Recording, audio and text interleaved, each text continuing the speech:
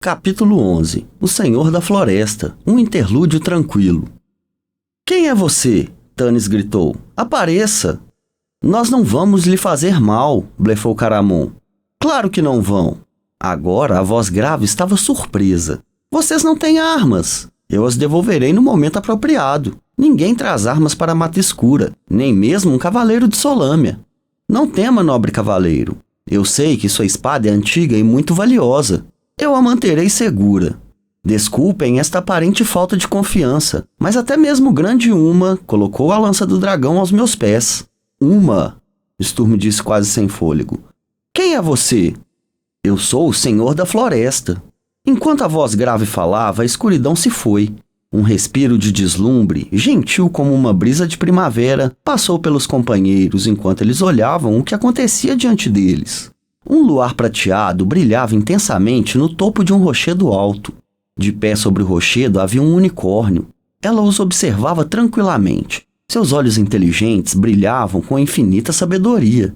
A beleza do unicórnio atingia o coração. Lua Dourada sentiu lágrimas em seus olhos e ela foi forçada a fechá-los devido à radiante magnificência do animal. Seu pelo era prateado como o luar. Seu chifre era pérola brilhante.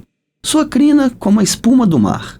A cabeça poderia ter sido esculpida em mármore polido, mas nenhuma mão humana ou de anão seria capaz de captar a elegância e a graça que vivia nos finos traços do poderoso pescoço e do peito musculoso. As pernas eram fortes, mas delicadas, os cascos pequenos e fendidos, como os de uma cabra. Anos mais tarde, quando viajou por caminhos escuros e seu coração estava entristecido pelo desespero e pela falta de esperança, Lua Dourada precisava apenas fechar os olhos e lembrar do unicórnio para encontrar conforto. O unicórnio balançou a cabeça e depois a abaixou, numa nítida saudação de boas-vindas. Os companheiros, sentindo-se estranhos, desajeitados e confusos, curvaram-se, retribuindo o cumprimento. O unicórnio de repente virou-se e deixou a plataforma no rochedo, descendo pelas rochas na direção deles. Tanis, sentindo que uma mágica havia sido tirada de cima dele, olhou em volta. A luz prateada do luar iluminou uma clareira na floresta. Árvores altas o circundavam, como guardiões gigantes e bondosos. O meio-elfo estava consciente do duradouro senso de paz que existia naquele lugar, mas havia também uma tristeza latente. Descansem, o Senhor da Floresta disse, enquanto se encaminhava para o meio deles. Vocês estão cansados e com fome. A comida será trazida, e também água, para que vocês possam se limpar. Esta noite, vocês podem deixar de lado a cautela e os temores. Se existe segurança em algum lugar nessas terras, hoje à noite ela está aqui. Caramon, cujos olhos se acenderam à menção de comida, ajudou seu irmão a se sentar no chão. Raistlin afundou na grama, encostando-se no tronco de uma árvore. Seu rosto estava mortalmente pálido sob a luz prateada do luar, mas sua respiração estava boa. Ele não parecia estar doente, sim exausto. Caramon sentou-se ao lado dele, olhando em torno à procura de comida. Depois, soltou um suspiro. Provavelmente mais frutas silvestres, o guerreiro disse em tom triste para Tanis. Eu sinto vontade de comer carne, traseiro de veado assado, um pedacinho de coelho no espeto. Psiu!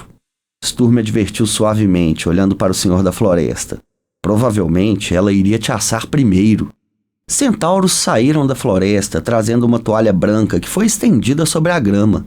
Outros colocaram globos de cristal transparente que iluminaram a floresta.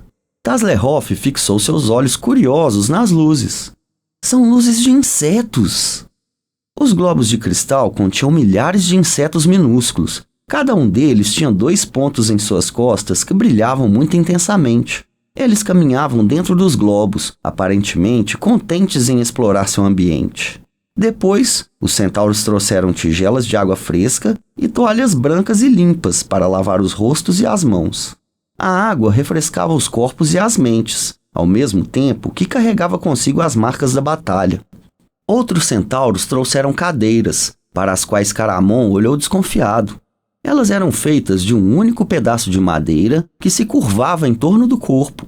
Elas pareciam confortáveis, a não ser pelo fato de cada cadeira ter apenas uma perna. Sentem-se, por favor, disse o Senhor da Floresta afavelmente. Eu não consigo sentar naquilo, o guerreiro protestou. Eu vou cair. Ele ficou em pé ao lado da toalha de mesa. Além disso, a toalha está esticada na grama. Eu me sentarei na grama, junto com ela. Perto da comida, murmurou Flint atrás de sua barba. Os outros olharam inquietos para as cadeiras, as estranhas lâmpadas de cristal com insetos e os centauros. A filha do líder, entretanto, sabia o que se esperava dos convidados. Apesar do resto do mundo considerar seu povo como bárbaros, a tribo de Lua Dourada tinha regras rígidas de cortesia que tinham de ser observadas de forma religiosa. Lua Dourada sabia que manter seu anfitrião esperando era um insulto, tanto para o anfitrião quanto para sua comitiva. Ela se sentou com uma graça real. A cadeira, de uma perna só, balançou um pouco, ajustando-se à sua altura e se modelando especialmente para a Lua Dourada. Sente-se do meu lado direito, guerreiro, ela disse formalmente, consciente dos muitos olhos sobre eles. O rosto de Vendaval não demonstrava nenhuma emoção, embora fosse engraçado vê-lo tentando dobrar seu corpo alto para sentar numa cadeira de aparência tão frágil. Mas depois de sentado, ele se reclinou confortavelmente, quase sorrindo numa aprovação inacreditável. Obrigado a todos por esperarem eu me sentar, Lua Dourada disse rapidamente, para encobrir a hesitação dos outros. Vocês todos podem sentar agora. Não obrigado, começou Caramon, cruzando os braços sobre o peito. Eu não estava esperando. Eu não vou me sentar nessas cadeiras estranhas. O cotovelo de Sturme cutucou rapidamente as costelas do guerreiro. Dama graciosa. Sturme curvou-se e se sentou com uma dignidade cavalheiresca. Bem, se ele pode, eu também posso, murmurou Caramon, tendo sua decisão acelerada pelo fato dos centauros estarem trazendo a comida. Ele ajudou seu irmão a se sentar e depois sentou-se cautelosamente, para ter certeza de que a cadeira suportaria seu peso. 4 centauros se posicionavam em cada um dos 4 cantos da enorme toalha aberta no chão. Eles levantaram a toalha na altura de uma mesa e depois a soltaram. A toalha ficou flutuando no ar. Sua superfície delicadamente bordada era tão dura e firme quanto a das mesas sólidas da hospedaria Derradeiro Lar. Que magnífico! Como é que eles fazem isso? Taslerhoff gritou, espiando por baixo da toalha. Não tem nada aqui embaixo, ele reportou com os olhos arregalados.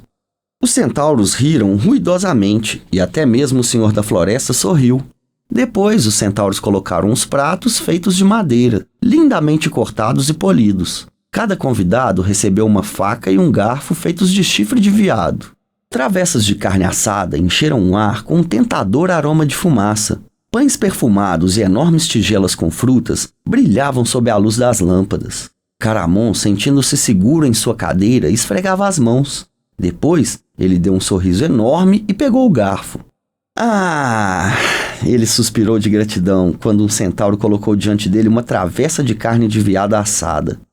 Caramon enfiou o garfo, cheirando extasiado o vapor e o caldo que jorravam da carne. De repente, ele percebeu que todos estavam olhando para ele. Ele parou e olhou em volta. O quê? Ele perguntou piscando. Então, seus olhos se dirigiram ao Senhor da Floresta e ele se enrubesceu e removeu o garfo apressadamente. Eu peço desculpas.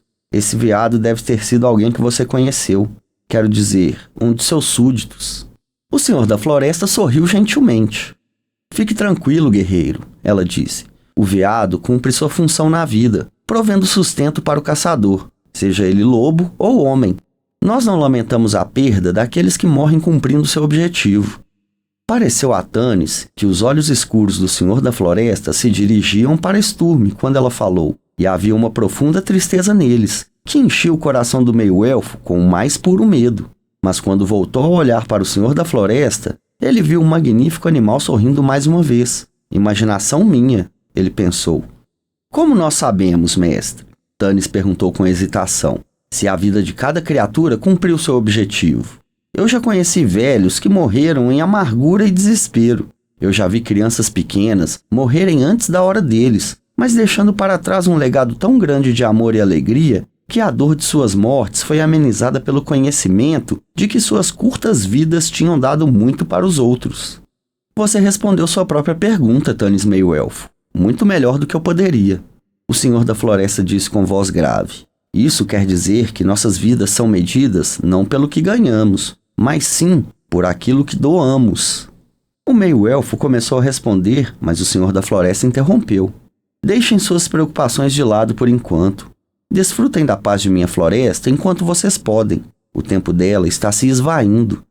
Tanis olhou atentamente para o Senhor da Floresta, mas o grande animal tinha desviado sua atenção de Tanis e olhava para longe, com os olhos perturbados pela tristeza. O meio-elfo ficou curioso em saber o que ela quis dizer e ficou sentado, perdido em pensamentos profundos, até sentir uma mão gentil tocar a sua. Você deveria comer, Lua Dourada disse. Suas preocupações não vão desaparecer com a comida. E, se elas desaparecerem, melhor ainda. Tanis sorriu para ela e começou a comer, com muito apetite. Ele aceitou o conselho do Senhor da Floresta e afastou por algum tempo suas preocupações para um canto de sua mente. Lua Dourada estava certa, não havia muita chance delas irem embora. O resto dos companheiros fez o mesmo, aceitando a estranheza do que havia à sua volta com a segurança de viajantes experientes.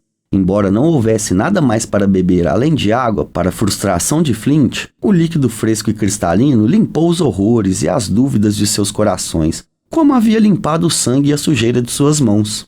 Eles riram, conversaram e comeram, desfrutando da companhia um dos outros. O Senhor da Floresta não falou mais com eles. Ao invés disso, ficou observando cada um. O rosto pálido de Sturm tinha ganho um pouco mais de cor. Ele comeu com graça e dignidade. Sentado ao lado de Taslehoff, ele respondeu às intermináveis perguntas do Kender sobre sua terra natal.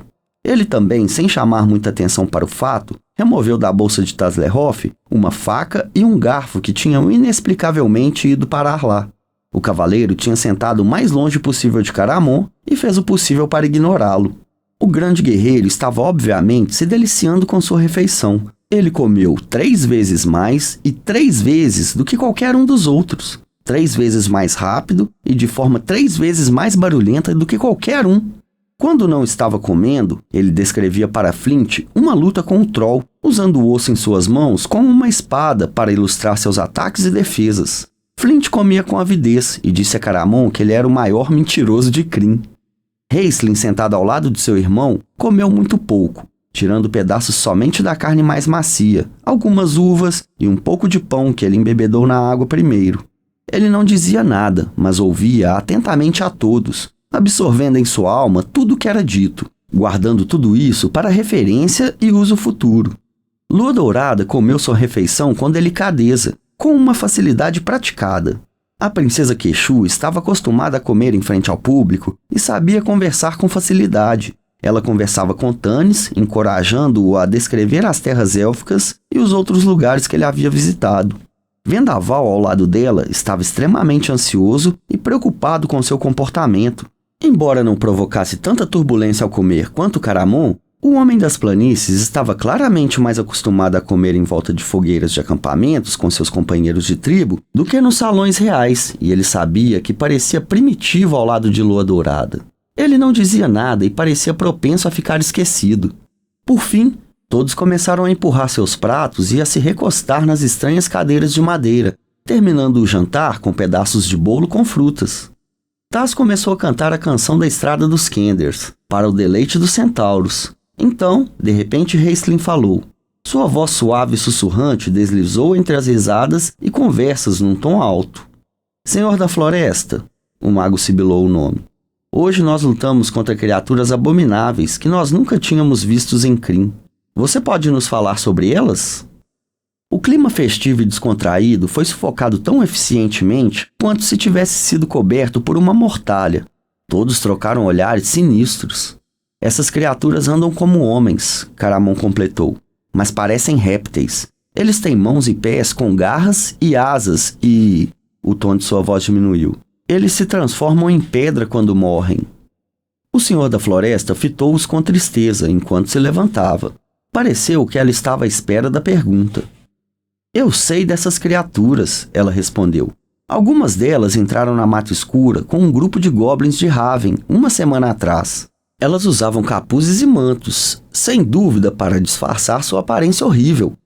Os centauros as seguiram escondidos, para garantir que elas não machucariam ninguém antes dos asseclas espectrais cuidarem deles. Os centauros disseram que as criaturas chamam a si mesmas de dragonianos e dizem pertencer à Ordem do Dragão. Raistlin franziu a testa. Dragão? Ele sussurrou confuso. Mas quem são eles? Que raça ou espécie? Eu não sei. A única coisa que eu posso lhes dizer é isto. Eles não pertencem ao mundo animal e eles não pertencem a nenhuma das raças de Kryn. Essa informação levou alguns instantes para ser assimilada por todos. Caramon piscou. Eu não... Ele começou. Ela quer dizer, meu irmão, que eles não são deste mundo, Raistlin explicou impaciente. Então de onde eles vêm? Caramon perguntou, perplexo. Essa é a questão, não é? Raistlin disse friamente. De onde eles vieram e por quê? Isso eu não sei dizer. O Senhor da Floresta balançou a cabeça. Mas eu sei que antes dos asseclas espectrais darem um fim naqueles dragonianos, eles falaram em exércitos ao norte. Eu os vi, Tanis ficou em pé. Fogueiras de acampamento. Sua voz engasgou quando ele percebeu o que o Senhor da Floresta estava prestes a dizer. Exército? De dragonianos? Deve haver milhares deles. Agora estavam todos em pé, falando ao mesmo tempo. Impossível, disse o cavaleiro carrancudo. Quem está por trás disso? Os seguidores? Pelos deuses, Caramon urrou. Eu sou da opinião de que devemos ir para Haven e encher... Vá para Solâmia, não para Haven, Sturm aconselhou em voz alta. Nós deveríamos viajar para Qualinost, Tanis argumentou. Os elfos têm seus próprios problemas, o Senhor da Floresta interrompeu. Sua voz calma era uma influência tranquilizadora. Assim como os altos seguidores de Haven também têm. Nenhum lugar está seguro, mas eu lhes direi onde vocês devem ir para encontrar respostas para suas perguntas. O que você quer dizer quando diz que nos dirá onde devemos ir? Raistlin adiantou-se lentamente, suas vestes vermelhas ondulando à sua volta enquanto ele caminhava. O que é que você sabe de nós? O mago fez uma pausa, seus olhos se apertando num pensamento repentino. Sim, eu estava esperando por vocês, o Senhor da Floresta disse em resposta aos pensamentos de Raistlin. Um ser grande e brilhante apareceu para mim na mata um dia destes. Ele me disse que aquele que possui o cajado de cristal azul viria esta noite à Mata Escura. Os asseclas espectrais deixaram o possuidor do cajado e seus companheiros passarem, apesar de não terem permitido que nenhum humano, elfo, anão ou Kender entrasse na Mata Escura desde o cataclismo. Eu fiquei incumbido de entregar a seguinte mensagem ao portador do cajado. Você deve voar por sobre a Serra da Muralha. Dentro de 2 dias, aquele que possui o cajado deverá estar em Shakt-Zarot. Lá, se mostrarem merecedores, vocês receberão o maior presente dado ao mundo. Serra da Muralha? O queixo do anão caiu. Nós precisaremos mesmo de voar para chegar em Shakt-Zarot em 2 dias. Ser brilhante. Ah! Ele estalou os dedos. O resto dos companheiros olhou um para o outro incomodados. Por fim, Tanis disse hesitante. Temo que o anão esteja certo, Senhor da Floresta. A jornada para Shakt-Zarot seria longa e perigosa. Nós teríamos que voltar por terras que sabemos que são habitadas por goblins e aqueles dragonianos. Além disso, nós teríamos que atravessar as planícies, Vendaval falou pela primeira vez desde que encontrou o Senhor da Floresta. Nossas vidas não valem nada lá.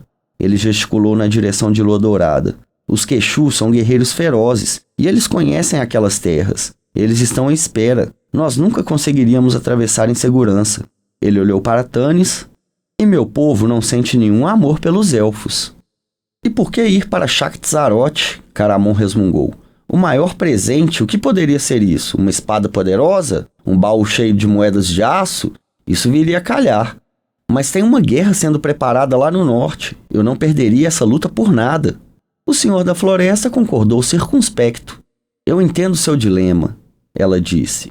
Eu ofereço toda a ajuda que estiver ao meu alcance. Eu consigo fazer com que vocês cheguem em Shakt-Zarot em 2 dias. A questão é, vocês irão? Tanis voltou-se para os outros. O rosto de Sturm estava abatido. O olhar dele encontrou o de Tanis e ele suspirou.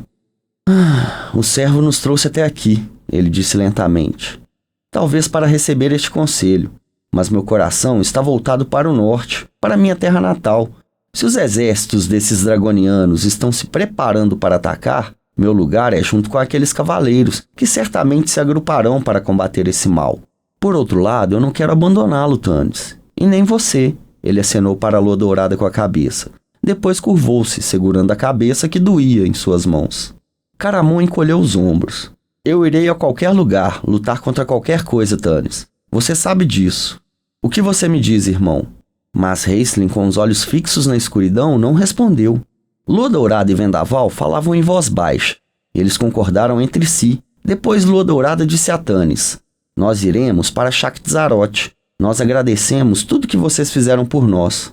Mas nós não precisamos mais da ajuda de ninguém, Vendaval afirmou orgulhoso. Este é o fim de nossa busca. Da mesma forma que começamos sozinhos, nós vamos concluí-la sozinhos. E vocês vão morrer sozinhos, Raistlin disse suavemente. Tanis estremeceu. Raistlin, ele disse, preciso ter uma palavra com você. O mago se virou obediente e caminhou com o meio-elfo até uma pequena área coberta de arbustos anões retorcidos. A escuridão se fechou à volta deles. Como nos velhos tempos, Caramon disse, acompanhando seu irmão, com os olhos apreensivos. E olhe só em quanta confusão a gente conseguiu se meter, Flint o lembrou, deitando-se ruidosamente na grama. Sobre o que será que eles estão conversando? Taslehoff disse. Há muito tempo atrás, o Kender havia tentado escutar algumas dessas conversas particulares entre o mago e o meio-elfo, mas Tanis sempre o tinha pego e expulsado. E por que é que eles não podem discutir o assunto conosco? Porque provavelmente nós iríamos arrancar o coração de Raistlin, Sturm respondeu com a voz baixa e cheia de dor. Eu não me importo com o que você diz, Caramon. Existe um lado sinistro em seu irmão, e Tanis o viu. Pelo que eu sou grato. Ele é capaz de lidar com isto, eu não seria. Contrariando a regra, Caramon não disse nada. Sturm olhou para o guerreiro, atônito. Nos velhos tempos, o lutador teria saltado em defesa do irmão. Agora ele ficou sentado em silêncio, preocupado, o rosto aflito. Então, existe um lado sinistro de Raistlin.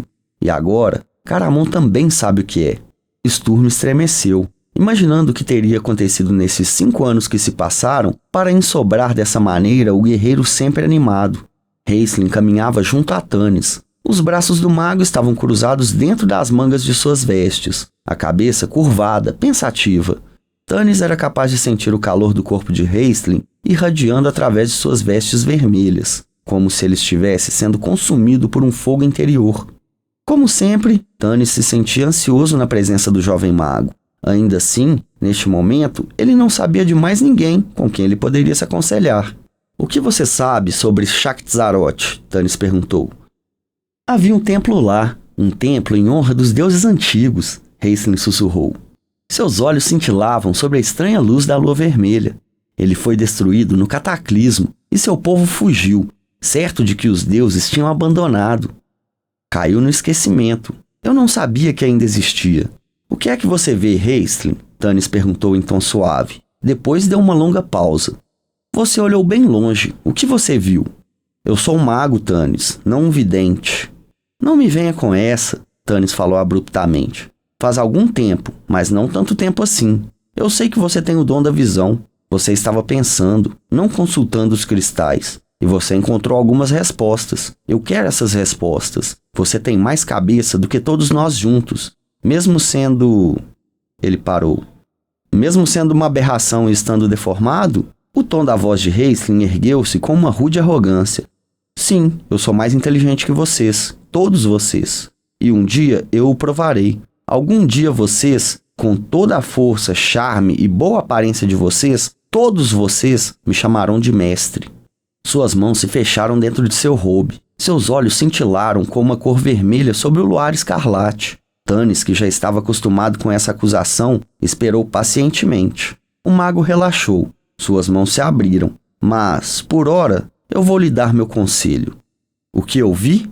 Esses exércitos, Tanis, exércitos de dragonianos, derrotaram Solace, Raven e todas as terras desse país. Essa é a razão pela qual nós devemos ir para Shakti-Zarot. O que nós encontraremos lá provará a ruína que esse exército tem provocado. Mas por que os exércitos? Tanis perguntou. Por que alguém iria querer controlar Solace e Raven e as planícies do leste? São seguidores? Seguidores. Raistlin disse com sarcasmo. Abra seus olhos, meio-elfo. Alguém ou alguma coisa poderosa criou essas criaturas, esses dragonianos. Não os idiotas dos seguidores. E ninguém se dá tanto trabalho para dominar 2 cidades agrícolas ou até mesmo para procurar um cajado de cristal azul. Esta é uma guerra de conquista, Tanis. Alguém quer conquistar Ansalon. Dentro de 2 dias, a vida em Krynn, como nós conhecemos, chegará ao fim. Este é o sinal profético das estrelas cadentes. A Rainha das Trevas voltou.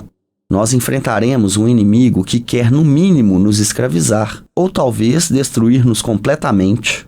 E seu conselho? Stannis perguntou com relutância. Ele sentiu a mudança vindo, e como todos os elfos, ele temia e detestava mudanças.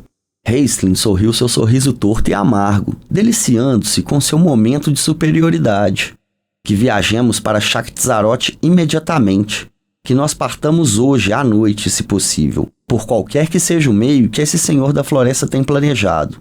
Se nós não conseguirmos esse presente dentro de 2 dias, os exércitos de dragonianos o conseguirão. O que você acha que esse presente poderia ser? Stannis pensou em voz alta. Uma espada ou moedas, como Caramon disse? Meu irmão é um tolo, Raistlin afirmou com frieza. Você não acredita nisso, e nem eu. Então o quê? Stannis continuou. Os olhos de Raistlin se apertaram. Eu já lhe dei meu conselho. Haja esse respeito, como bem lhe aprouver. Eu tenho minhas próprias razões para ir, mas será perigoso. Shakti-Zarot foi abandonada 300 anos atrás. Eu não acredito que ela tenha permanecido abandonada todo esse tempo. Isso é verdade, Stannis ponderou. Ele ficou em pé, em silêncio, durante alguns minutos. O mago tossiu uma vez, suavemente. Você acredita que nós fomos escolhidos, Raistlin? Stannis perguntou. O mago não hesitou. Sim, foi isso que eu descobri nas Torres da Magia. Foi isso que Par-Salian me disse. Mas por quê? Stannis questionou impaciente. Nós não somos heróis. Bem, talvez Sturm. Ah, disse Raistlin. Mas quem nos escolheu e com que intenção? Pense nisso, Stannis meio-elfo. O mago curvou-se diante de Stannis zombeteiramente e se virou para voltar para junto do resto do grupo.